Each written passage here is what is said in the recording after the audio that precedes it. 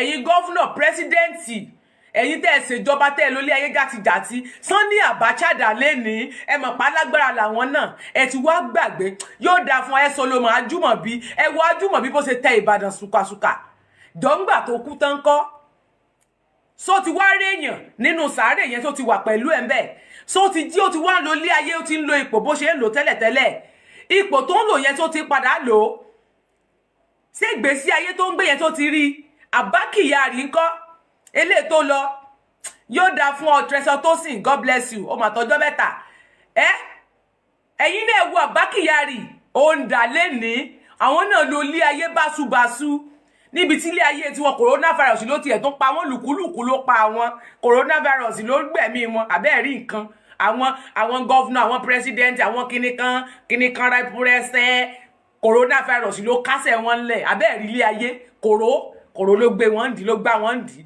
kòró ló gbá wọn sínú sàárè aṣọ wọn wá bá wọn bọ́ sẹ́sẹ̀ títì báyìí ẹ ti gbàgbé àwọn tó ní agbára ń gbà yẹn ipa wọn kan ni wọ́n wà lórí ipò yẹn ìgbà tí wọ́n wà lórí ipò ń gbà yẹn ńkọ́ jọ sọ fún mi sister mi brother mi mọ́ mi bàbá mi kí ni tó wá gbẹ̀yìn wọn sàn ti wá ń pariwo wọn mọ́ ṣe ń pariwo wọn tẹ́lẹ̀ ǹjẹ́ ṣé ayé ò ti gbàgbé wọn Ajúmọ̀bí ni o kinní kan tí wọ́n ń jójó kinní gbà yẹn àwọn tó ń jẹ́ fún Abba Kyari dà àwọn girlfriend Sani Abacha dà gbogbo àwọn olóṣó wọn dà àwọn ìyá tó ń bá wọn kígbe pátì kinní kan ti gbogbo wa ni àwọn ìyá yẹn dà lénìí gbogbo wọn ti kú wọn ti lọ gbogbo wọn ti padà lẹ́yìn wọn ńgbà tó dénú sàárè tán Babangida náà nǹkan tó lo ilé ayé bó ṣe wù irú ipò wo ni Babangida wà Yakubu Gowon tó kó gbowó wa torí kó pamọ́ síbì kan dákun kí ló gbẹ̀yìn irú wọn ẹ máa rántí àwọn alágbára ayé àwọn alágbára ìgbà yẹn dà kí ni géènì wọn kí ni àǹfààní wọn kí ibo náà bá dé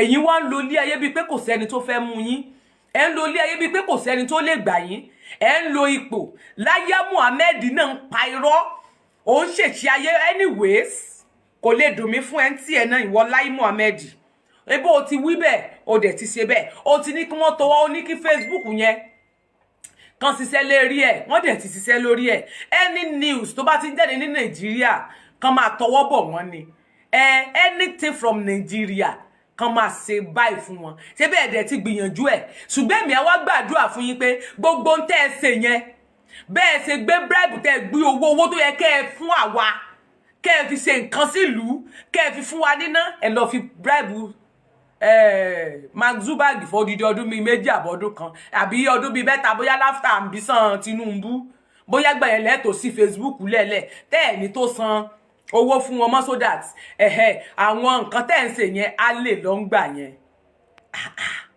nítorí pé ẹ mọ̀ wípé Facebook ló ń tú àṣírí yín tó bá pé kò sí Facebook nǹkan àwọn ọmọ tó kú sí Lẹ́kì yẹn wọ́n kàn kú just like that ní gbọ́ nǹkan kan ọpẹ́lọpẹ́ social media tó tú àṣírí yín ó wá jó yín lára ó kọjá agbára yín bí yẹn bí Tinubu ṣe wí Sanwó-Olú ó kọjá agbára wọn ó ló ti kọjá agbára because wọn mọ̀ pé Facebook lè gbé tó bẹ́ẹ̀ yẹn wọn mọ̀ pa lè fẹ́ lójú àwọn abólóde fẹ́ lójú wọn mọ̀ pa lè bá wọn fẹ́ lójú wọn kàn rò pé kankan post ẹ̀ lásán ni wọn mọ̀ pa àwọn abólóde àwọn ní analysis ìsọnù báyìí àyàpá a máa bá ń tọwọ́ bọ̀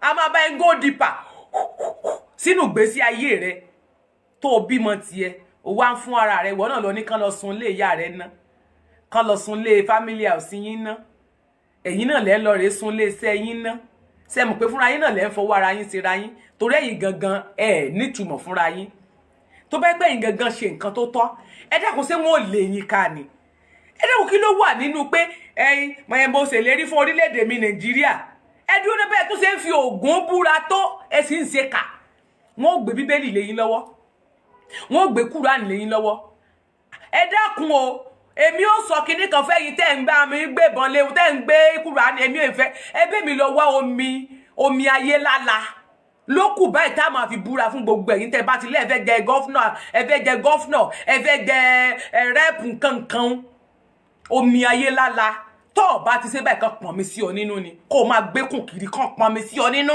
àwọn oògùn láka yóò sì mọ́lẹ̀ olómi ilé fẹ́ dẹ̀wẹ̀ òlásọ nílé fi mọ̀ kí mọ̀ bóra lẹ́mọ̀ fi búra báyìí bíbélì gentle kùránì gentle aláwọn ògún àwọn ilé tán ta ipò lé lórí tó ń rìn sìn àwọn èṣù láàlí ògiri òkò àwọn abónílé fẹ́ lójú wo olómi ń lé fi mọ̀ kí mọ̀ bora bí òun náà ṣe ń pè àwọn tó yẹ kán mọ̀ fi búra fún yín nù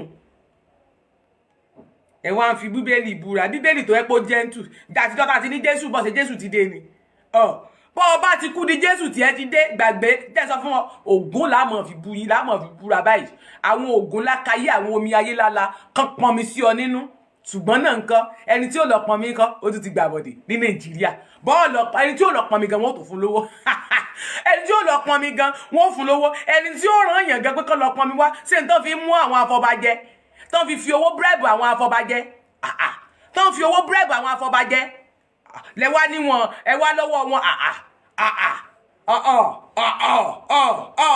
ẹ ṣọ́ra alágbára ayé kẹ́ ẹ rọra ilẹ̀ ń yọ̀ gbogbo ń tẹ́ bá ń ṣe lénìí ẹ rántí pọ́jọ́ kan lẹ máa sùn tẹ́ ẹ̀ ní jí ẹ rántí pé kò sẹ́nì kankan níbẹ̀ fún yín o nígbà bọ̀ wá sí ayé tó bá jẹ́ pé ẹ rántí ìgbà tẹ́ ẹ wà ní inú bẹ́ẹ̀ ṣe nínú ìyá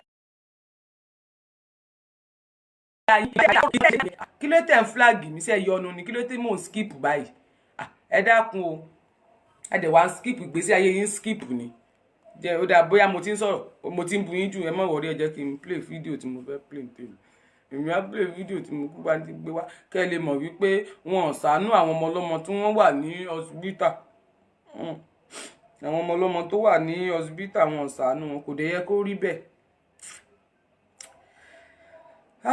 Bàbá àfọbàjẹ́ kan ń jẹ fàájì tí rí tí wọ́n so bad oh bad.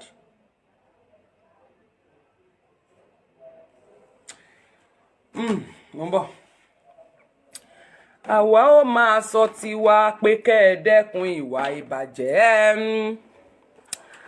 Àwa ó máa sọ tiwa wípé gbẹ ẹ̀kọ́ sí ìkókó.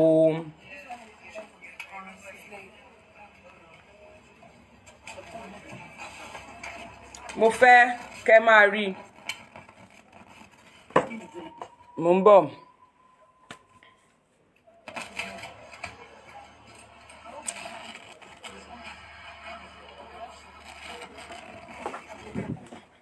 Mo fẹ́ set mo ń bọ̀ wá. Mo ń bọ̀ wá o.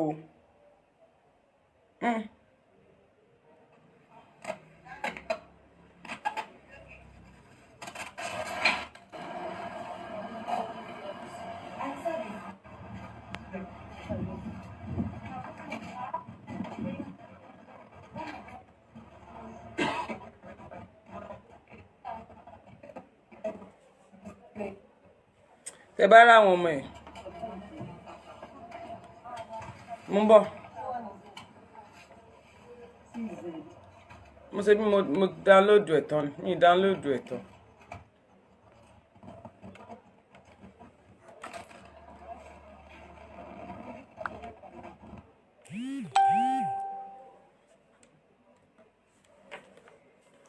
Ó le ń bọ̀.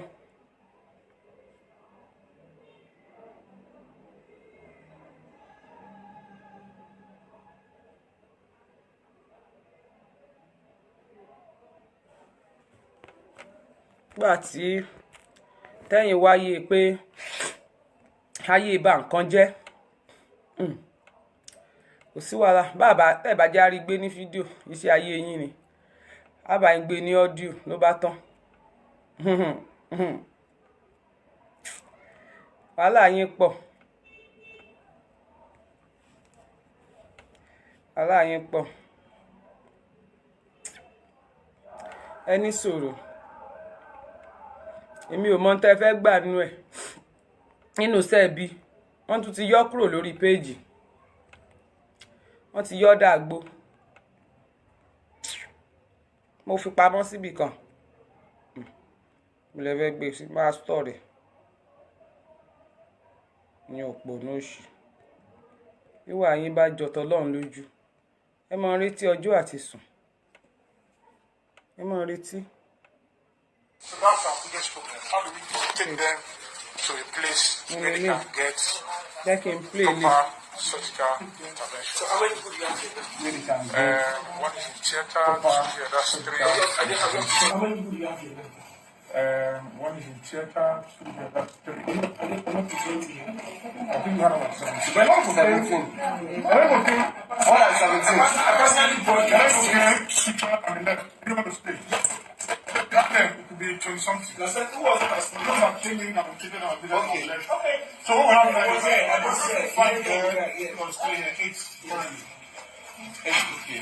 So what I can So do, for these 2 now, yes, we pass our capacity to care for them. We need to get them to the place where they can open the chest and do something for them. And then this one is particular for them to bleeding and the action is also so fuck you, stop. I have to make When did they shoot him? I have to get a tap. On the time. So the blood, big blood that should there that supply blood is one leg. Most of it was bleeding in the chest and down. We lost one who was shot in the heart, so he came in there. You want shots in that? Came in there. Came in there. Okay, so So these 2 now, we should learn that we don't forget to keep on. We need to Yes. okay, I have some money. Which one can while I'm trying to arrange, we need a boss. So can we? Do you have anybody you can organize to bring? But then you sort out the bill. lówó tó yẹ kí ìjọba san. Okay, I know for a fact we get a boss. The thugs on the road will not stop us from èmi ìjọba ló yẹ kó sanwó èèyàn.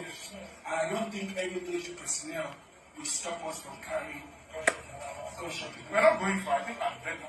Where is that? Is it still functional? Is it still? I think Yes. They have towards that part I'm talking about are there bills that are supposed that have been cured that are wọ́n ti yọ ọsẹ̀ wọ́n ti yọ kúrò lórí ẹsẹ̀ ibò ni mi rí mọ́ wọ́n ti yọ dànù. I'm at Doran Hospital. We are. ọ̀tọ̀ lélẹ̀ They have about 20-something patients here. n tí ń bá yín wá wá So far, they are the people I know. ó máa wà lórí fóònù tí mò ń lò yìí. Yes. Patients. wọ́n fẹ́ upload ẹ̀ pa. They walk all the way to this place. Yes. So, aside from the fact that I'm still going to bring this particular hospital up Yes. for people to understand what they do. Yes. But I think we need to attend to as many people as we can now. Yes. They are not even thinking about how much they have because they are just trying to save lives. But what we need now is a bus. If we can get a bus, I think it's going to help us transfer. They say these ones that have emergency, they need to do something. In addition to what he said, I told him that I needed help here. I had to drag him here. Yes, he brought. He was the one that brought him. Yesterday I conveyed about 20 people to different hospitals. 3 people or so I brought here, took them to Budo. I'm not used to my words. I have video evidence to prove that Budo rejected them and asked me to take them. I took them to mo máa farabalẹ̀ gbé wá General Hospital. ẹ máa rí wọ́n ń yọ dànù gidi má wọrí eléyìí tó wà létí omi tí máa bẹ gbé wá má wulẹ̀ dára ẹ láàmú láti sọ pé bóyá pé o fẹ́ máa da Facebook láàmú. And what about food?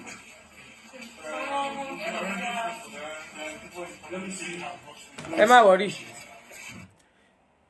eléyìí tí wọ́n ti gbé fídíò yẹn ni mo lọ sórí péèjì mi wọ́n ti yọ kúrò